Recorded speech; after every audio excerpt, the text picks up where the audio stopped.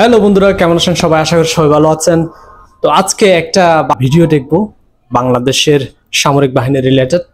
ভিডিওটির টাইটেলটা হচ্ছে বাংলাদেশের সবচেয়ে শক্তিশালী 5টি বাহিনী। আপনারা জানেন বাংলাদেশে যে প্রধান যে বাহিনীগুলো আছে, অর্থাৎ বিমান বাহিনী, নৌবাহিনী এবং সেনাবাহিনী, এই 3টে বাহিনীর পাশাপাশিও কিন্তু আরো সাপোর্টিভ অনেক বাহিনী আছে, যেগুলো কিন্তু সেনাবাহিনীর চাইতে কোনো অংশে কম নয় শক্তির দিক দিয়ে। তো সেই সমস্ত বাহিনীদের ব্যাপারে এই ভিডিওতে আমরা ডিটেলস দেখব। কোন সেই 5টি বাহিনী আসলে খুবই শক্তিশালী বাংলাদেশের, যে কোনো সময় যদি যুদ্ধ পরিস্থিতি তৈরি হয় বাংলাদেশে, ওই বাহিনীগুলোই কিন্তু ফ্রন্ট লাইনে গিয়ে যুদ্ধ করার ক্ষমতা রাখে। তো চলুন আমরা আজকে সেই 5টি বাহিনীর ব্যাপারে একটু জেনে নিই। Let's go. বাংলাদেশ পৃথিবীর 40তম শক্তিশালী দেশ। তবে এই দেশে রয়েছে একাধিক বাহিনী। তার মাঝে সবচেয়ে শক্তিশালী 5টি বাহিনী এবং তার সক্ষমতা তুলে ধরব আজকের প্রতিবেদনে। এই তালিকায় 5ম অবস্থানে থাকবে বাংলাদেশ আনসার। বিশ্বের হলেও এটাই সঠিক, কারণ বাংলাদেশ আনসারের সংখ্যা আকাশচুম্বী। পৃথিবীর চেয়ে বড় আধা সামরিক বাহিনী বাংলাদেশ আনসার। আধা সামরিক বাহিনী পৃথিবীর সবচেয়ে বড় 70 লক্ষ কিংবা তার আধা সামরিক বাহিনী। তবে সকল আনসার অস্ত্র চালাতে সক্ষম নয়। আধুনিক রাইফেল অপারেট করতে সক্ষম 15 থেকে 20 লক্ষাধিক আনসার সদস্য। তবে সময়ের সঙ্গে এই সংখ্যা বৃদ্ধি করা হচ্ছে। বাংলাদেশ আনসার রয়েছে স্পেশাল ফোর্স, যার দক্ষতা বিশ্বমানের বলা যায়। বর্তমানে আনসার বাহিনী পরিচালনা করে বাংলাদেশ সেনাবাহিনী, কারণ এই বাহিনীর দায়িত্ব পালন করেন একজন মেজর জেনারেল।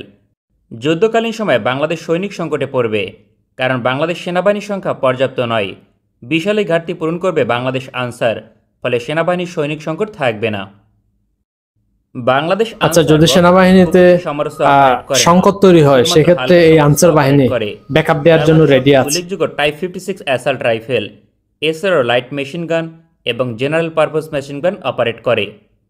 পাশাপাশি মর্টার এবং তুরস্কের তৈরি শটগান ব্যবহার করে। অস্ত্র চালানোর শক্তির দিক দিয়েও কিন্তু কখনোই শক্তিশালী বাহিনীর তালিকায় 5ম অবস্থানে থাকার কথা নয়। শুধুমাত্র বাহিনীর আকার সবকিছু বদলে দিয়েছে। বাংলাদেশ আনসার দেশের পাশাপাশি বহির্বিশ্ব থেকে প্রশিক্ষণ পায়। তার মাঝে তুরস্ক থেকে সবচেয়ে বেশি প্রশিক্ষণ পায় বাংলাদেশ আনসার। এই তালিকায় 4র্থ অবস্থানে থাকবে বাংলাদেশ বর্ডার গার্ড। বর্তমানে বর্ডার গার্ড বাংলাদেশের সংখ্যা প্রায় 70,000। বাহিনীর আকার অনুযায়ী খুবই কম বলা যায়।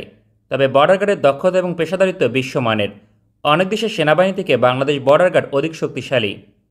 তাছাড়া মিয়ানমার সেনাবাহিনী থেকে বাংলাদেশ বর্ডার গার্ড অনেক বেশি দক্ষ, যার প্রমাণ ইতিমধ্যে দিয়েছে। বাংলাদেশ বর্ডার গার্ড সেনাবাহিনীর আদলে 6 মাস প্রশিক্ষণ পায়।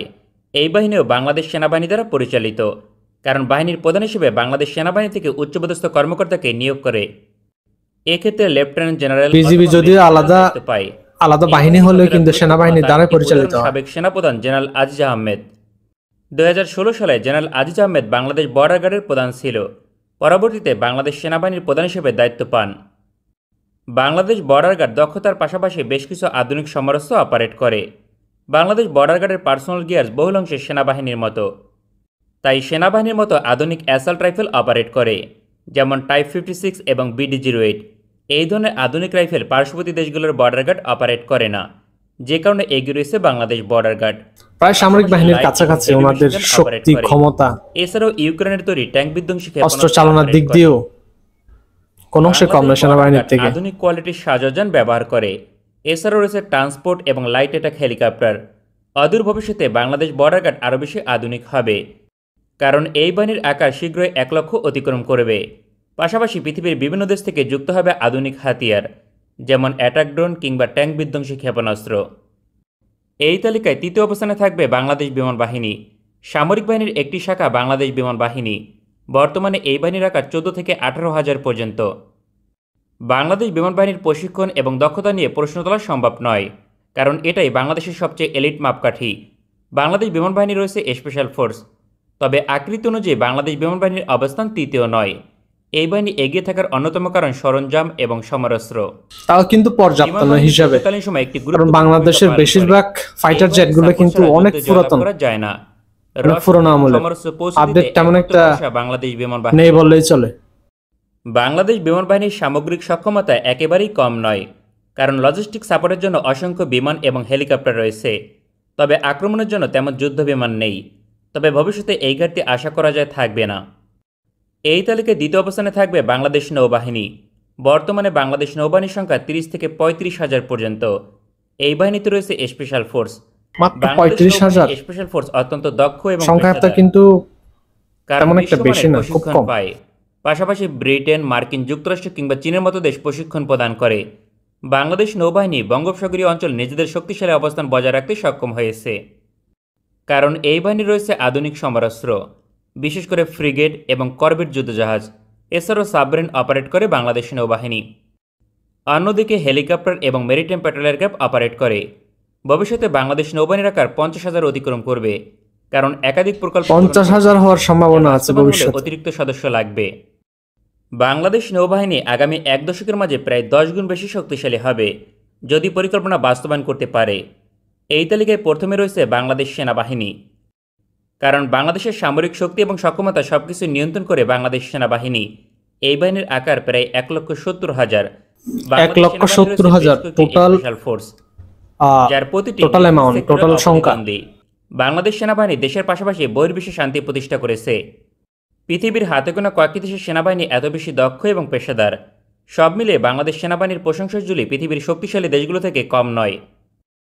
তবে সেনাবাহিনীর পেশাদারিত্ব আর দক্ষতার জন্য বাংলাদেশ সেনাবাহিনীর অবস্থান প্রথমে এমন নয়। বর্তমানে বাংলাদেশ সেনাবাহিনী বিশ্বমানের কিছু সমরাস্ত্র অপারেট করে। তার মাঝে আধুনিক কোয়ালিটির আর্টিলারি, মিসাইল এবং ট্যাঙ্ক অন্যতম। বাংলাদেশ সেনাবাহিনী দেশের গুরুত্বপূর্ণ বহু ক্ষেত্র নিয়ন্ত্রণ করে। সব মিলিয়ে বাংলাদেশ সেনাবাহিনী দেশের সবচেয়ে শক্তিশালী বাহিনী। বর্তমানে বাংলাদেশ সেনাবাহিনীর আধুনিকায়নে সবচেয়ে বেশি গুরুত্ব দিচ্ছে প্রতিরক্ষা দপ্তর। সেনাবাহিনীর আকার আগামী দিনে বৃদ্ধি করা হবে। এ বিষয়ে কার্যক্রম শুরু হয়েছে, সম্ভবত 2 লক্ষ পর্যন্ত হতে পারে। বাংলাদেশ সেনাবাহিনী আগামী 1 দশকে কমপক্ষে 3 গুণ বেশি শক্তিশালী হবে। উপরিক্ত এই 5টি বাহিনী বাংলাদেশের সবচেয়ে শক্তিশালী বাহিনী।